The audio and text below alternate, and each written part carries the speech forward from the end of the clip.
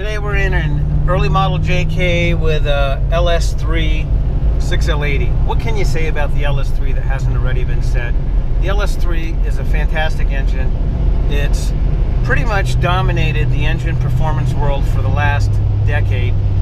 Whether it was racing in Baja, circle track racing, it was the dominant force. And there's no reason it shouldn't be. It's just an extension of the small block Chevy, which is a reliable, relatively lightweight, powerful engine. The LS3 is a little bit higher compression than most of the other LSs, being in the high 10s. Although, if we compare that to the new LTs are 11-to-1 and higher, and that's because of the technology they can run. So, even the high performance engine of the LS era is lower compression than the lower performance engines like the L83 in the new generation LTs. And that holds true for the Hemis too. So what makes the LS3 appealing is its simplicity and its power. The original LS3 was offered in the Camaro and Corvette with a manual transmission. The red line was higher, and it was just a more performance-oriented engine than the other LSs. There was an automatic version of the LS3, and a lot of guys call it the LS3. It's the L99. The L99 is basically the same engine as the LS3, but they lowered the compression a little. It has variable valve timing, and it has active fuel management. So it's very similar to the truck engine like the L94, and a lot of guys like it better with a VVT. But if you want the simplest engine out there with the lowest parts count, then the LS3 is the engine you want. Because of all the advantages of the LS3, it has been universally used around the globe. The English put the LS3 in their beloved sports cars. I have customers in Norway, Russia, China, all using the LS3 for the same reason. It is the pinnacle of the hot rod engine. I would say you can compare the LS3 to the early LT1. Not the 1990s LT1, but the 1970 LT1. The 1970 LT1 had a solid cam, 11-to-1 compression, and it was considered top of the line in the small block offerings. It did have the solid cam and the big Holley carburetor, so it was a little more temperamental than the other engines. But as far as horsepower goes, it was top of the line, and it outperformed most of the other small blocks. I've got a couple of LT1s, original 70 LT1s. In 1971, they lowered the compression on the LT1 to meet insurance requirements and other things, and that was kind of an end of an era. But it's back. So we can compare the LS3 to the early LT1 and say it was top of the line in the LS lineup. So what are the disadvantages of the LS3? Well, there's not many. As far as the drivability and performance goes, it's really good. And the economy isn't bad either. Yeah, you might get a little bit better economy with a 5.310 speed or whatever, but it's not going to be dramatically better. It's just going to be a little bit better. The LS3 has surprised me. I've had Jeeps on 40s pushing 16 miles to the gallon with the LS3 engine. And remember, the LS3 is a 6.2 liter engine, so it has more inherent torque than the smaller displacement engines, whether it be the 6.0 or the 5.3s. So of the downsides, one now is availability. 5 years ago, the LS3 was available everywhere. You can go to Jegs, you can go to Summit, you can go to your local dealer, and GM was selling the LS3 through the GM Performance Network, so you didn't have to buy it through Service Parts. It was a good price, and most dealers stocked them, if not multiples. Well, over the last couple of years, the LS3 has gone off the production line. Holden did continue to make some LS3 based engines in Australia for a while, but that also has come to an end. So what we're stuck with now is basically a pure GM Performance engine. Yeah, there's some service parts for the LS3 if you have a Camaro or Corvette, but we're talking about the crate engine that you can buy over the counter as a complete engine, bolt into your hot rod or your Jeep and go. GM has kind of surprised us a few times in the last few years. I'd say the first one is when they just dropped the L96 6-liter. The L96 6-liter was used in production right up to 2020, and we were buying them new from GM, and it was a plentiful supply, and one day it was just gone, and the supply of new 6-liters dried up really quick. From what I understand, a few years ago, GM took the LS3 off a production line and put it on a secondary line, and that's when we really started to notice things were changing. Now, the engines were available, but what we noticed was they were set up differently. Instead of being set up with all the whistles and bells for the production vehicle, they were missing the exhaust manifolds. They were missing flex plates. The oil pans had been changed out from the 8-quart LS3 car pan to the 6.6-quart muscle car pan. So it's obvious they transitioned that engine from a production engine to a GM Performance over-the-counter engine, and that was fine. It was still a great engine. But what was to follow in the next year is probably my biggest complaint with the LS3, and that is availability. We were doing a lot of LS3 builds just like our competition was. There's a lot of shops out there using the LS3 for pretty much a do-it-all engine. They're putting them in JKs, they're putting them in JLs, they're putting them in JTs, they're modifying them to go into whatever.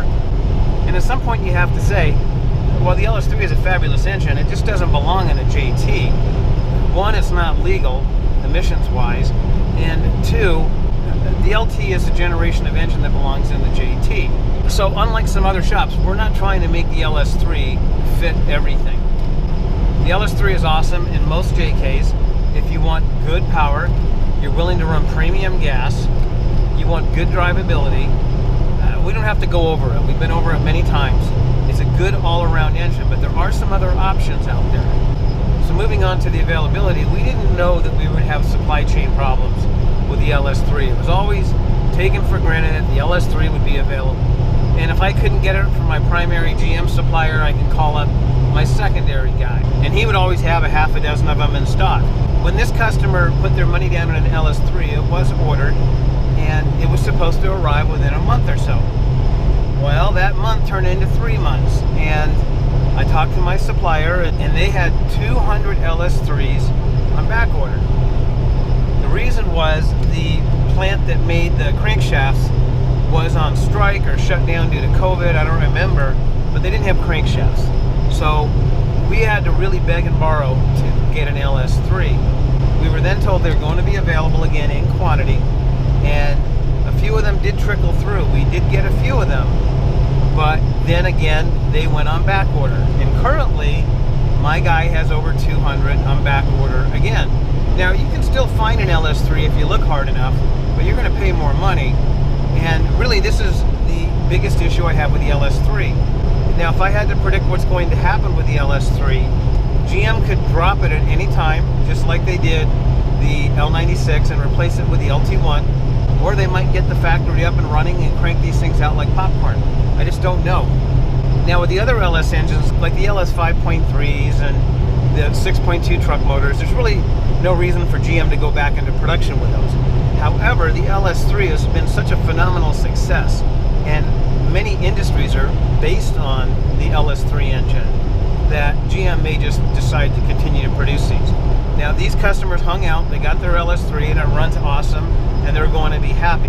But that's the burbles that we've been dealing with the LS3. Now, I've got a couple of other LS3s on the books right now. My GM supplier is telling us that we'll have them in the next 2 months, and I hope that's the case. I do want to mention that we have come across a supply of good old LS 6-liter L96 engines. The L96 pretty much dried up for us, and the last few that we sold were used engines. But if you're interested in the L96, give us a call, because we have come across a supply of 20 or 30 engines. They probably won't last too long, and the reason they're available is these engines were converted for marine use. So they went to water-cooled manifolds and a different oil pan, which is not a big deal to swap out. In fact, we don't use the L96 manifolds anyway. So if you're looking for an L96, give us a call and we'll give you the report on that. My gut feeling is the LS3 is going to be available for a while. Parts are going to be available for the LS3 for a long, long time.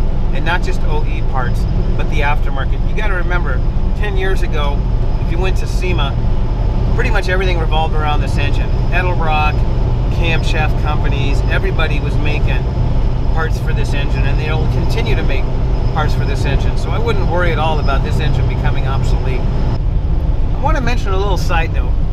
Recently I've had several customers modifying their engines, buying a 5.3 and camming it with headers, or changing heads on other LS's and trying to get 400 horsepower. And I say to myself, I don't think that's the best route. By the time you get a 6-liter and cam it and do all the things that you want to make it put out the 400 plus horsepower of an LS3, why not just get an LS3? The LS3 was designed from the ground up for performance, drivability, longevity. By taking a different engine and modifying it, you're just compromising it. Because if you take a 5.3 and cam it, you're going to have that rump idle. I just had a guy with a 6-liter cam it and dynoed it at well over 400 horsepower, and that's great. But his complaint now is, can I help him tune for the soft bottom end? He's lost a lot of his bottom end torque because he's shifted that power band up higher in the RPM range. So just get an LS3, 430 horse. Now, here's another thing I want to say about the LS3. Over the years, guys, look at the numbers on paper. Hey, if I get an LS3 430, I got 430 horsepower, but if I get the 480, I'll have 50 horsepower more. And if I get the 525, I'll have even more horsepower. But what they're not realizing is there is no free lunch. Basically what GM did is they cammed these engines. I do believe they changed the valve springs and some other small items. What you're going to end up getting is a rump idle. You're going to be smelling hydrocarbons. The engine is no longer a production engine if you're concerned about US EPA regulations. And the drivability just isn't as good. You lose your bottom end torque, especially in a heavy JK. And not only us, but other shops have kind of backed off to the LS3 430. And they did that for the reasons just mentioned. You can't go wrong with the LS3 430. The drivability is very mild. Your wife will drive it to the store. Your wife doesn't want to drive a vehicle to the store that's going rump, and the idle is unstable. You're idling at 800-900 RPM, sometimes more. You come to an abrupt stop and the idle starts to hunt. Maybe it'll stall here and there, which of course is not what you want off-road. And that's just what you got to deal with. Now, there's going to be guys out there that say, oh, I got a 480 horse and it's awesome and it has more power. And that's true. We've done 480 horses, and you crank that idle up and you're willing to deal with the rough idle and the raw gas smell, then you might be happy, but a lot of people aren't. So we've kind of backed off to the LS3 430, and I think you should consider that. Finally, I'd like to make a comparison between the LS3 and the engine that replaced it, the LT1. Most of you know I'm a big LT1 fan. The LT1 really has no downside when compared to the LS3. It's higher compression, it has more horsepower, but it's packed with technology. And if I had to say there was a downside to the LT1 versus the LS3, it would be that technology. Early on, the LT1, especially with the 8-speed transmission, had some issues with programming, just like all the high gear transmissions.